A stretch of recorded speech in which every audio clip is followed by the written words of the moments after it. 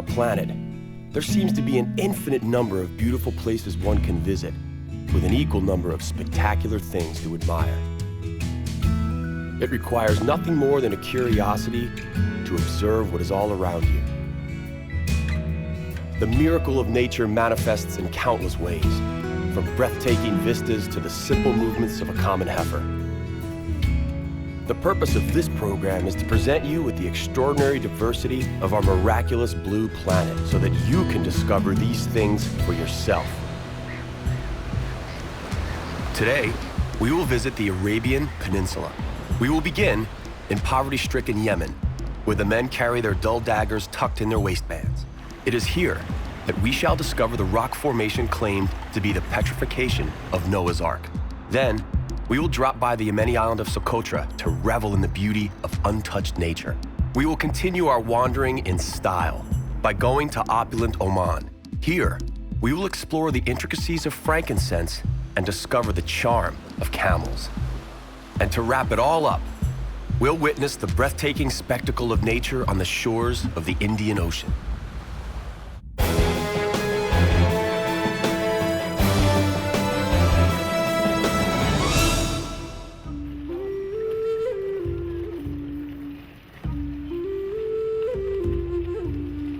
Yemen stretches across an area of 500,000 square kilometers and is surrounded by some of the world's richest nations.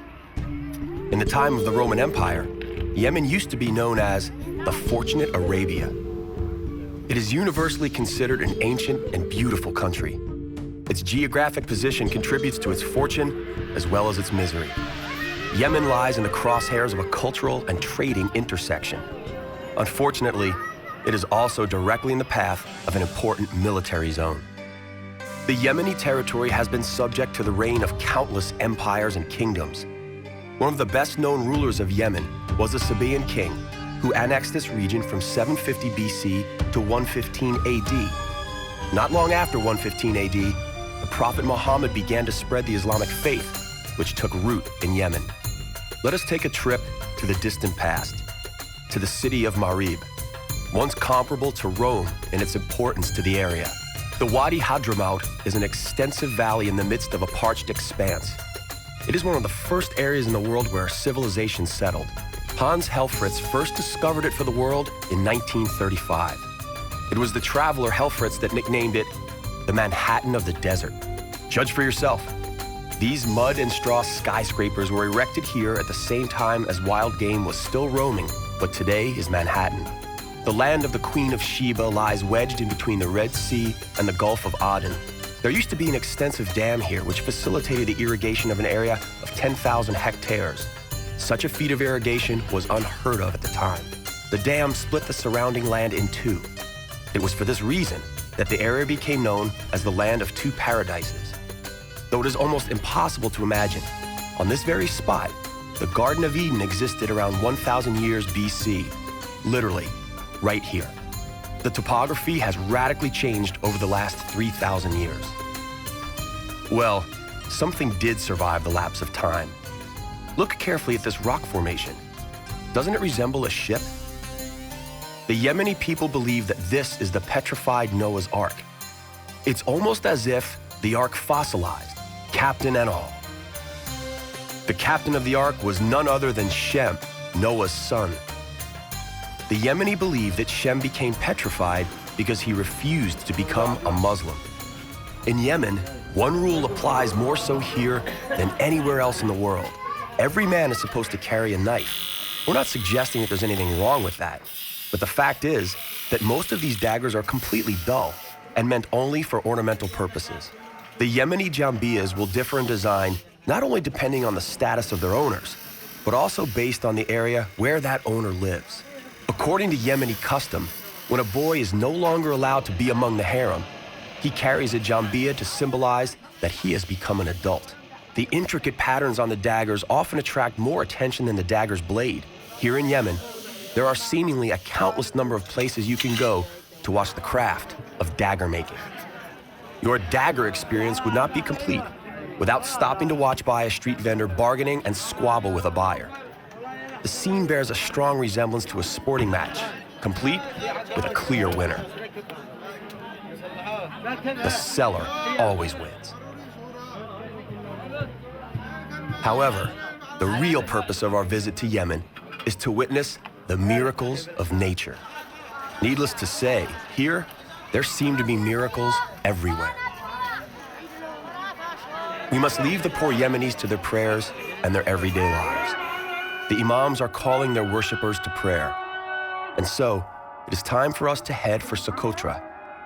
This Yemen island occupies 1 full square kilometer and overflows with an unusual amount of nature's marvels.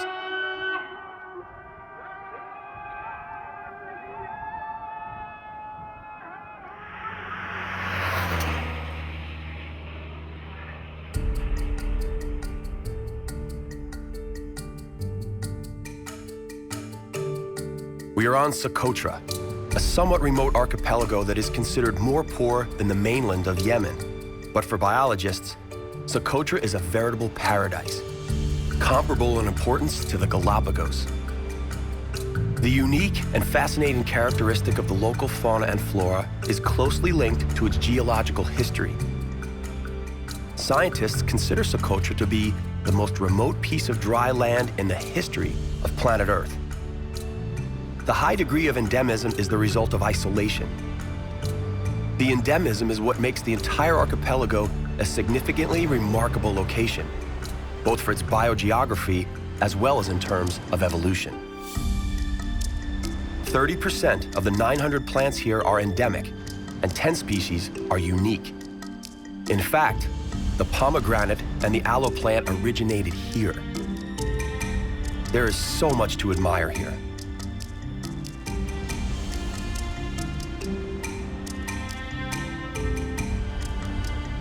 As recently as 1977, a never-before-seen endemic freshwater crab was discovered here, habitating within the mountain streams. Despite the existence of this unusual crab, we can't overlook the abundance of common crabs on the shores. It would be virtually impossible to ignore them anyway, given their sheer numbers and the intricacies of their sand fortresses.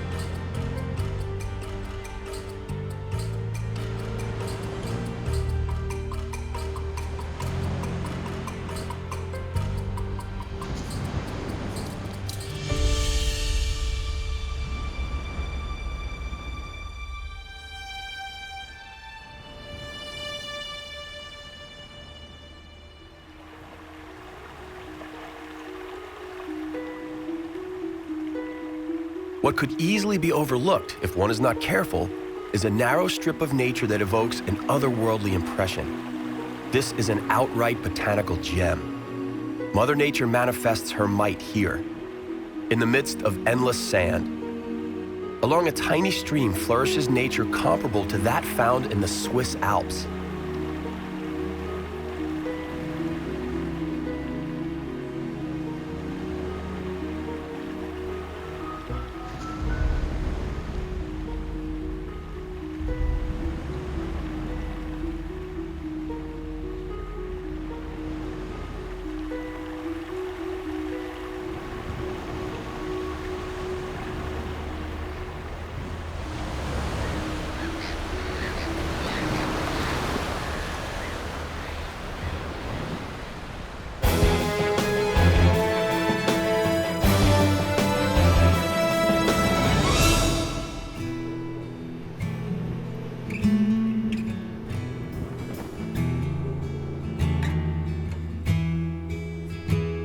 Everywhere you look, something utterly unique can be seen.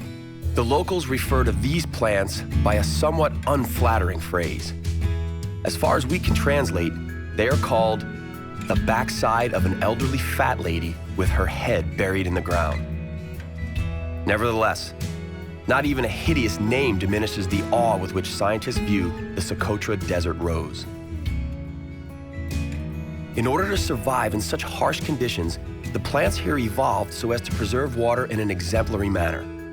Something resembling a small flask containing liquids forms a part of their roots, out of which the plants are able to draw energy.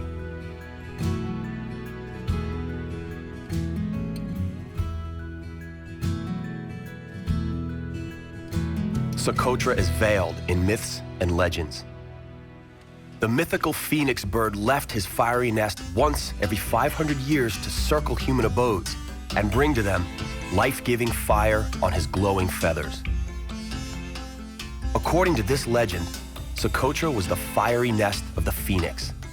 Socotra today is classified as a treasure chest of the world's natural heritage, particularly due to its prehistoric fauna and flora. A vast majority of the island's flora and fauna are endemic, meaning they do not exist anywhere else in the world. Among the best known is the dragon blood tree, Dreissena cinnamomum. It resembles a giant mushroom. Its treetop is made of long, thick green needles. The tree survives on dew that collects onto these needles at night. Each of the dragon blood trees are hundreds of years old. Oddly, they almost never reproduce. There are no small trees here. The dragon blood tree has a red sap, cinnabar, which the local people collect and use as an antiseptic or as a colorant. In the past, this sap represented a valuable export. Roman warriors smeared their bodies in the dragon blood tree sap so that if they became injured, they would have a clean wound that would heal faster. In those days, it was truly worth its weight in gold. Let us not disturb this mesmerizing piece of land. What nature created over thousands of years can very easily cease to exist within a single decade.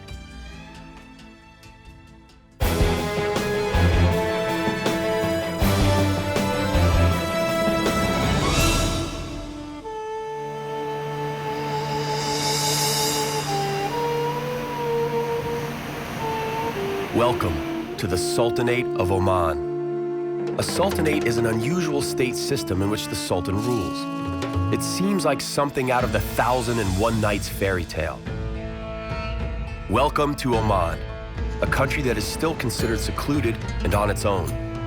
Despite the vast oil-based wealth of Sultan Al-Qaboos, who has aggressively sought to bring modernization to his country, Oman manages to preserve its traditions due, in part, to its lack of accessibility to the rest of the world. The greatest source of financial wealth of Oman may be oil, but the Omani landscape is blessed with a deep history and natural beauty that manifests splendor with literally every step. Magical wadis, what we would call valleys, are ever present. Wadis are created when the occasional water flows through dry regions, eroding the soil. Immediately after the rare periods of rain that occur, the water flows rapidly and creates the steep walls of the valleys. The most spectacular wadi in Oman is Wadi Shab. Its source is near the provincial town of Tiwi.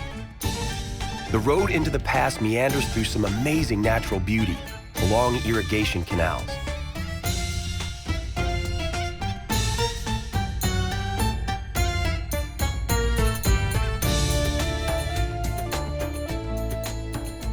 Owing to its oil wealth, the Sultan can afford to realize even some very extravagant ideas.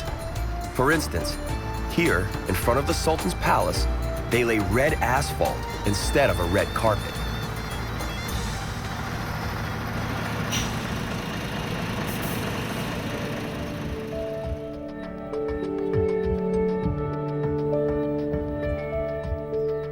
As you may have heard, you will never see Omanis working in Oman. All the laborers are from poorer Arab countries, usually from Yemen. And so it is that even the harvest of the fruit in the Garden of Oman is done by foreigners. Banana plantations stretching across hundreds of hectares of land are irrigated through an ingenious system of canals using drinking water.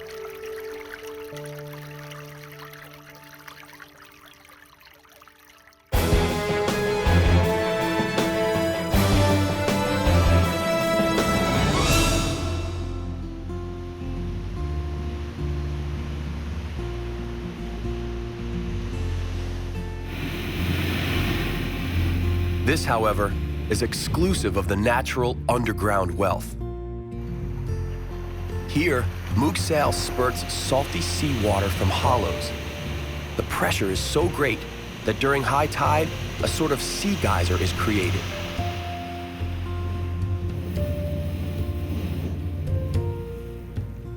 Long before the oil wealth began filling the Sultan's treasury, an entirely different commodity was the main source of income. On the shores of the Indian Ocean, near the Garden of Oman, lies the beginning of the incense road. Incense was extremely popular in medieval Europe. The incense road originated here on the Salalah Plain. It was located on a bay which coincidentally had a port. The port was named Khor Rori and was discovered only recently. The real origin of the incense road, however, is right here in this crater, which appears to have originated in Oman. The slopes of the surrounding mountains are peppered with small, atypical trees with ugly leaves of interesting shapes. Among the trees are a maze of well-trodden paths made by the incense collectors. The incense trees have thick leaves to ensure survival in the desert. A question presents itself. Why doesn't such a tree find a place to live in a slightly more hospitable environment? A virtual army of biologists attempted to plant this tree almost everywhere else on the planet, but had no success. The Omani explanation goes as follows. The incense tree is a gift from Allah. The land upon which it grows may not be sold. The owner who attempts to do so would thus indicate his arrogance for Allah and his gift. The incense trade thrives here. The incense road leads from the Rub al-Khali Desert, otherwise known as the Empty Space, west, all the way to the shores of the Mediterranean Sea. From there, it continues to Europe. When the incense reaches Europe, it is referred to by its Latin name, frankincense. Clearly, incense marketing was important as far back as the Middle Ages. Let's take a short trip up this incense road. Now we are off to Muscat. The first thing to notice in Muscat is a giant incense burner. It is in the Al Riyam Park above the Mutra Quarter. Thankfully, it functions solely as a lookout point because, should it burn, it would embalm possibly the whole of Oman. We are at the souk. Naturally, a traditional incense burner is the first thing we see. We conclude our own incense road here in the local stores. Different varieties of incense are available, including sandalwood. The place is enveloped in a lovely scent, which emanates through the entire souk.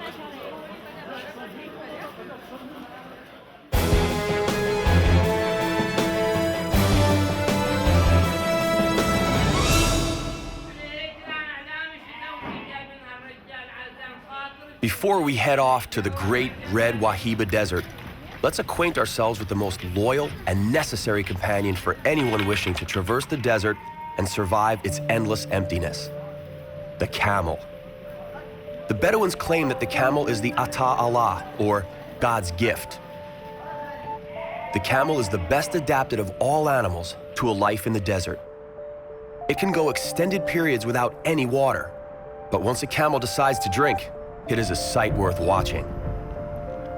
A camel takes in some 150 liters, enough to fill a large bathtub. Also, it can digest just about anything, from cardboard to an old shoe. Arabian camels have only one hump. They are able to draw energy out of the oil and fat they have accumulated in this hump. For the Bedouins, a camel is not only a means of transportation, but an invaluable source of nutrition as well. Bedouins drink camel milk and eat camel meat. Camel wool is used in weaving rugs, sacks, and tents. Camel droppings are used as fuel, and the skin and stomach are used as vessels to carry water and milk. The camel is, in every sense, absolutely necessary for survival in the desert.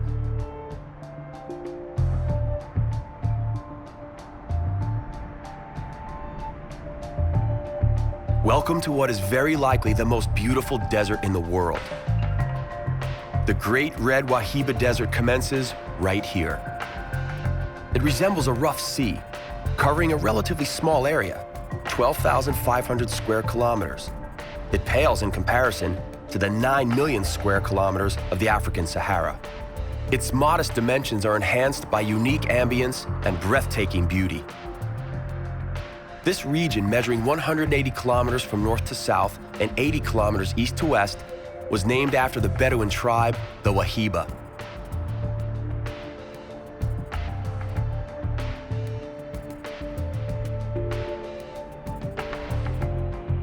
Sand dunes, measuring as high as 100 meters, are continuously enlarging as a result of the prevailing monsoon winds. For all but a few, this is a remote and hostile place, only crossed by caravans of Bedouins. But appearances are often deceptive. Even in this apparent wasteland, we find life. Having originated during the Quaternary period by the continuous impact of the southwesterly monsoons and northern trade winds, this desert is the home to 16,000 species of animals and 160 types of plants.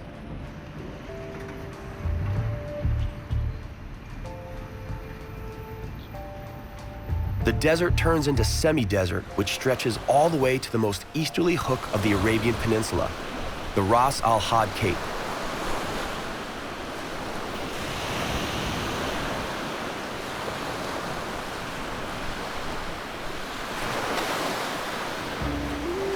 A stunning beach at the very tip of the Arabian world.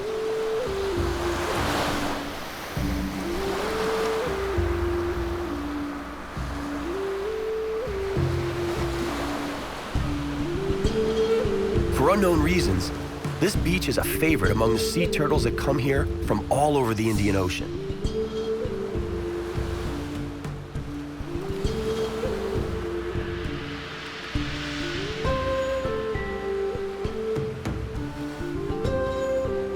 These huge sea turtles beach themselves from the ocean just past midnight. They emerge onto the beach in respectable numbers in search of the perfect spot to lay their eggs.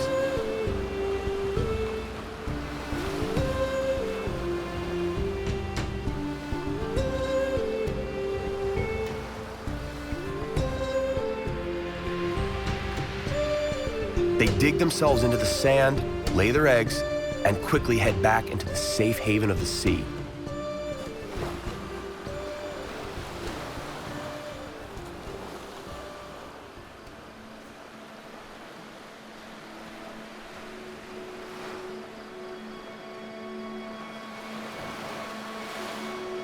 Sometime later, troops of turtle hatchlings follow into the depths of the ocean.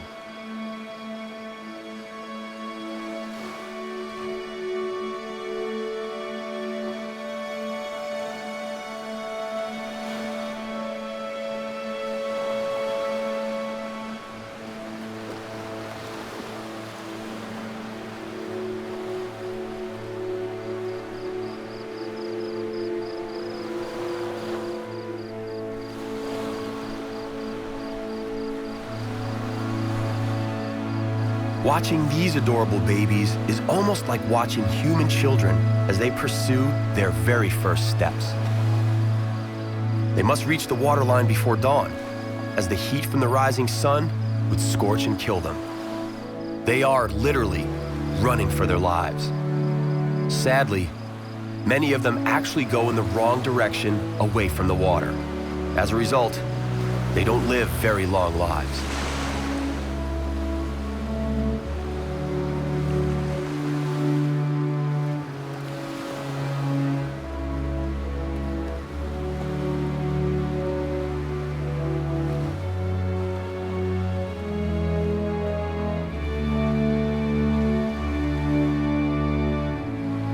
For those that make it into the Indian Ocean, we wish them bon voyage.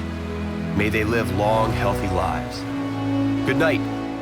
Sabah al khair.